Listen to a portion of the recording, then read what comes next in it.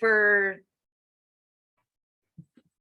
All right, I'd like to start with a couple of introductions. For those of you that haven't had an opportunity to meet with Suzanne Kelly yet, she is the manager for Open Farm Days, and she is going to be sort of spearheading a lot of these initiatives. So this is a good opportunity for you to say hello and get to meet her.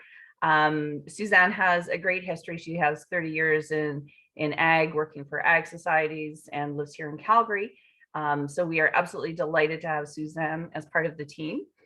And for those of you that have been parts of our other AGLC presentations, we're delighted to have Tony Hazelwood back again.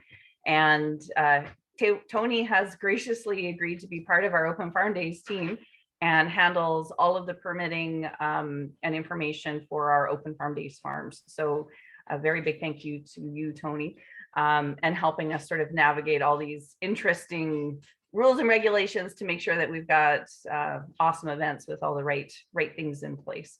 But I'll start off with handing it over to Nicola to talk a little bit about some social media and registering your farms, and then we'll get to the rest of it. Nicola. Hello, everybody. Hope you're all well. I am Nicola, for those who don't know or have never participated before. My face is generally everywhere. I am the social media and marketing coordinator for Alberta Open Farm Days. And registration is now open. So those that are interested in participating in Open Farm Days this year, you are now free to register. We're hoping to get over 100 farms again this year. We had 107 participate last year. And who knows what the COVID is going to do this year, but we're hoping to have more now that we're more experienced at organizing throughout a pandemic. So we're excited for another great year. And as we start kind of moving towards Open Farm Days, the big event, we will start having more Instagram takeovers, some blog writing. That's always an option if you guys are interested in writing a blog. If there's anything special going on, please remember to tag us on social media so that I can see it. As you can imagine, the Instagram feed gets pretty full pretty fast. So if you tag me, I will definitely see it. And that's it. Again, just please remember to register. We're excited for another great year and looking forward to seeing all you guys. All right, wonderful. All right, so this does wrap up our 10-part training series. We do have more that'll be announced shortly, so we'll be putting that calendar out to you as well. But this one wraps it up. So Tony is going to walk us through the special events licensing and what that means, what that looks like, what your requirements are, and how to make sure that you've got the proper permit for your on-farm events. So Tony, over to you. Thank you, Tannis, and good morning to everyone. Thank you for having me. My name again is Tony Hazelwood. I'm a supervisor with Alberta Gaming, Liquor and Cannabis. I work out of the North Office, which is located in, we have two offices in the North, 50 Corvo Avenue in St. Albert, as well as on Stony Plain Road in Edmonton. Today I'm going to be, pardon me, get a little bit ahead of myself here. Today I'm going to be going over the basics of special event licensing. Special event licensing is when you want to have a event at your property or your farm that involves liquor service. It doesn't matter if you're selling the liquor or not, you still require a license. One request I have, Tannis, I don't know if I'm going to be able to keep up with the chat bubbles, so if we could go through those at the end. Yeah, that was just me actually putting it out to the group saying, sure. put them in the chat and we'll get to them at the end. Awesome, thank you. All right. So Open Farm Days and most events that are associated with Open Farm Days are something that we consider to be public events. So the types of required licensing if you want to do sale or service of liquor at your event, there's a couple of different options. We're going to be focusing on the actual special events today. We have a couple other sessions where I talk about different license options, but today we're going to be trying to focus on special events. If you have any questions on the other license options, please let me know. I can certainly get back to you on an individual basis if needed. What's required for sale and service is either special event licensing, and we have two types of public licensing, which is either public community or public commercial. We have something called caterers extensions. A caterers extension is an application that's done by an existing licensee. So for example, a restaurant, bar, or in some cases, a liquor manufacturer may have the ability to take out a caterers extension. And finally, we have license venue type licensing. So in some cases, the event for open farm days or other events will actually be held at a local restaurant or bar or lounge, which already has its own type of licensing, and that type of venue does not require any additional licensing.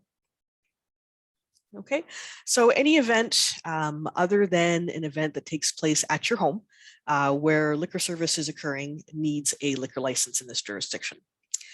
Private special event licenses, which a lot of you might be familiar with, are not for public events. So you have to be careful. If you take out a private special event license for an event that is public, that license is technically void. So you want to make sure that you're taking out the correct type of license for the type of event that you're running.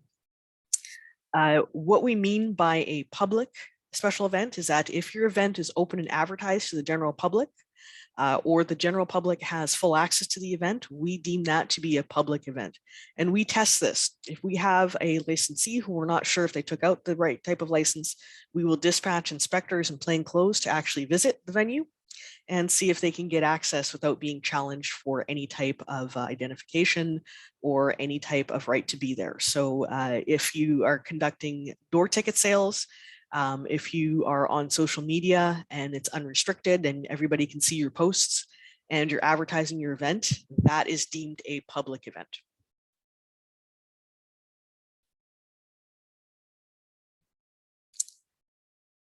So a public special event license can be either a community special event license. The community special event license has restricted eligibility. If you want a community special event license, you have to be one of these types of groups. You have to be a nonprofit organization or a municipality. So examples of eligible groups are ag societies, service clubs, things like legions, benevolent and protective order of Elks, Kiwanis group, community groups, other registered charities, and like I said before, municipalities are eligible for this type of license. If you are a for-profit business, you will still be eligible for a commercial special event license. There is some differences between these two licenses. In particular, the commercial special event license does require higher fees, and it does require the people who are working that event to have ProServe. Whereas the community special event license, there's still some key members of your group or your organization or the event organizing staff who need to have ProServe, but not everyone needs to have it. And the fees for your event will be lower if it's being hosted by a bona fide nonprofit and who's eligible for a community special event license. Okay, so those are the types of groups that can apply for special event licensing.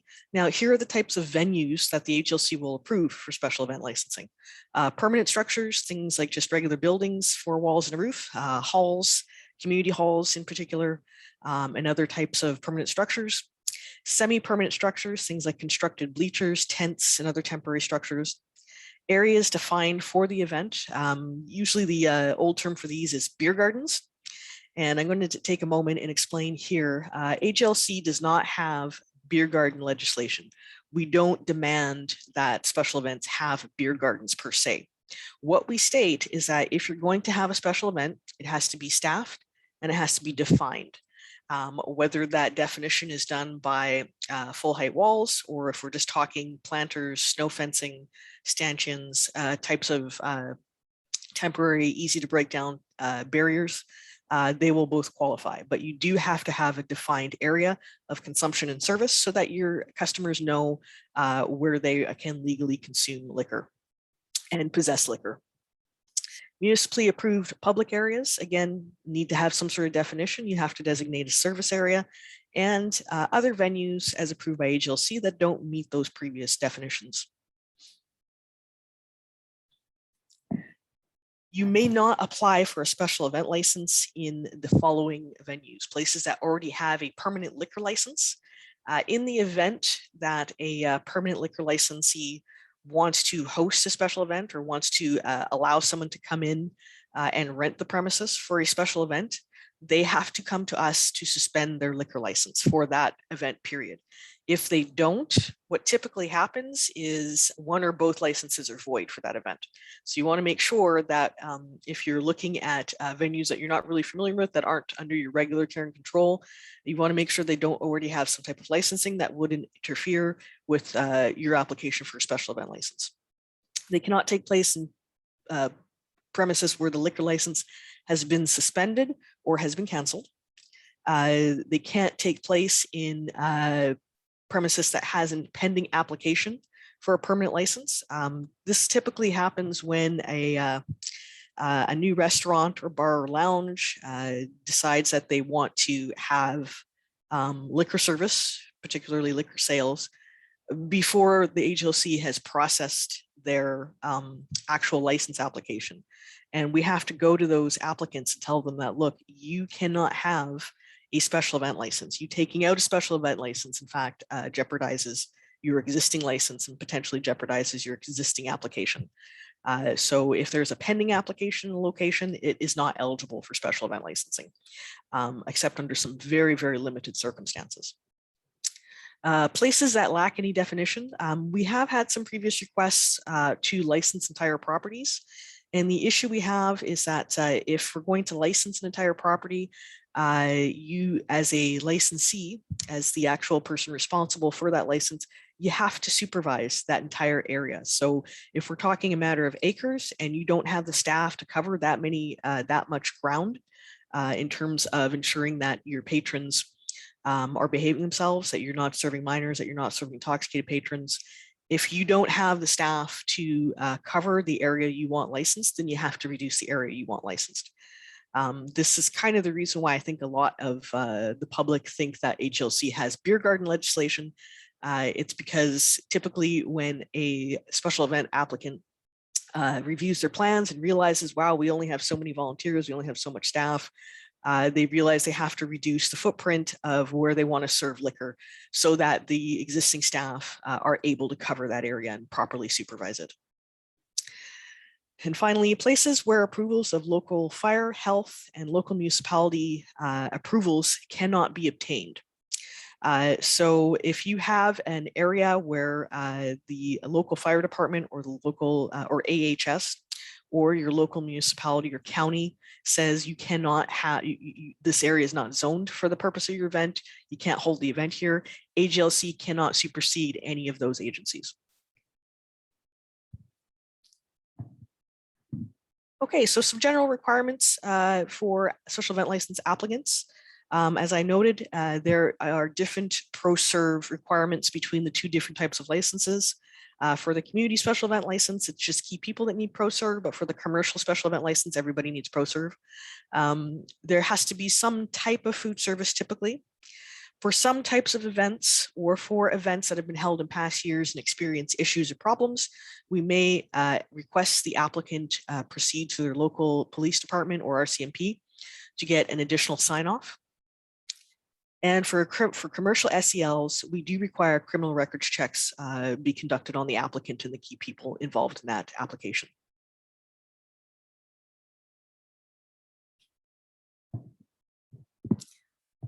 Okay, so I have a brief section here on caterers extensions, as this question tends to come up quite often. Like I said, there's a separate session that we've done on some of these other types of licensing, but I'm going to go over them here in brief.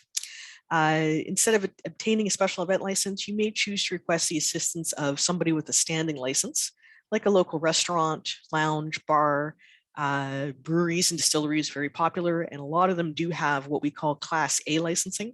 And Class A licensing, in addition to Class D commercial caterer licenses, can come into your venue and effectively run the food and liquor service on your behalf, as you can hire them to be caterers.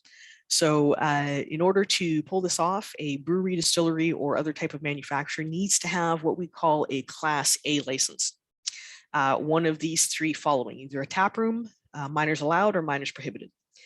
If your brewery that you're working with, or distillery or other type of manufacturer, if they do not have Class A licensing, or if they have a Class A lounge license, they're not eligible for caterers extensions. Restaurants, bars, and lounges are also allowed to take out caterers extensions. Please note, if you hire a caterer that has a minors prohibited license, that automatically means that the event that you have to run is minors prohibited. And again, we do have another class of license called a Class D commercial caterer. They also have the ability to come to your venue and to serve liquor under their own license. If you're wondering, what if you're kind of on the fence and you don't know, well, do I want to hire somebody as a caterer, or do I want to pull my own special event license? One of the things you want to consider is who you want to walk away with the actual proceeds of liquor sales. If you want that to be you, you should be pulling a special event license. If you're okay signing on with a caterer, then that would go to a caterer's extension if that's something you're interested in. It is also possible to hold your event in a licensed premises that's already has a standing Class A license.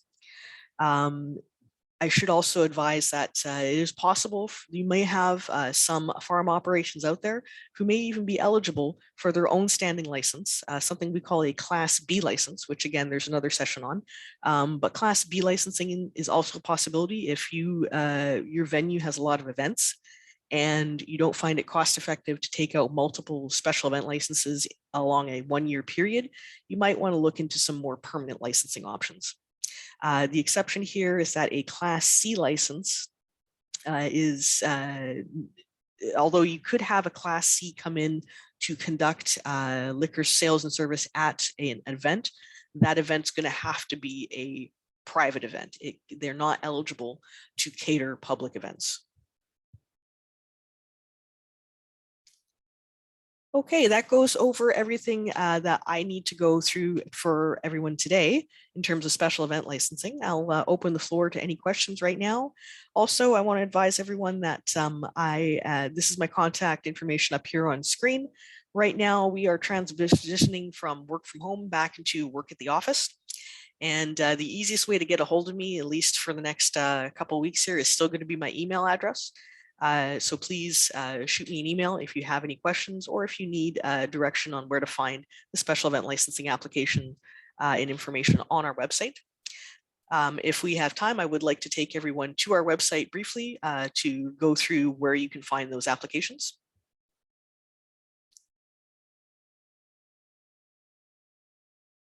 Tannis, are we okay to move to a web page?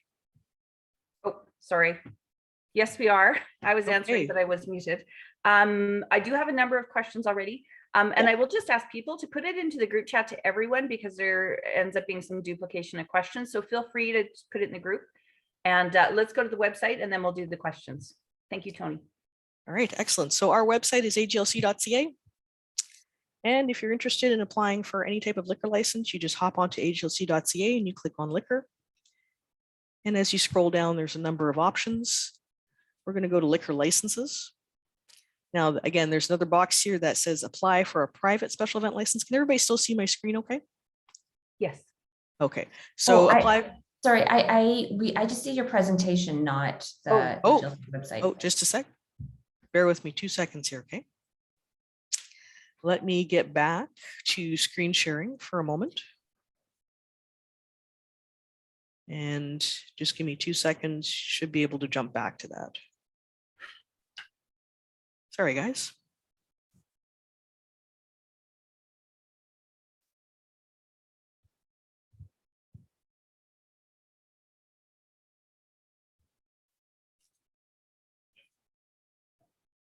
Okay, just want to double check. Can everybody see my liquor page now?